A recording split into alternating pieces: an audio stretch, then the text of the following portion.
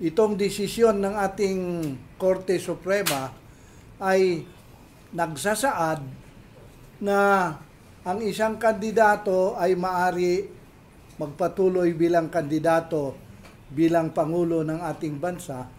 kahit hindi nare-resolba ang kanyang citizenship eligibility, which is an eligibility required under the Constitution, such that the majority decision has created a situation where a candidate is allowed to run notwithstanding the fact that her citizenship eligibility is still hanging in the air, to be left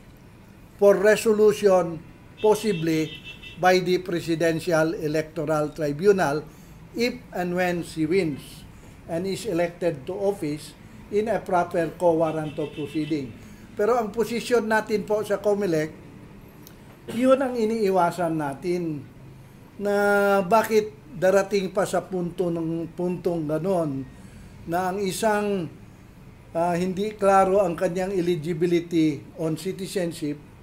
ay hayaan tumakbo at litisin na lamang kung siya ay manalo doon sa Presidential Electoral Tribunal. Magulo po yon. Kaya nga hinihiling namin para maiwasan itong political instability na sa palagay natin ay mangyayari dahil hindi na i-resolba ng majority yung citizenship issue. Minabuti po natin dito sa ating komisyon na hilingin ang ating Korte Suprema na pag-aralan muli ang issue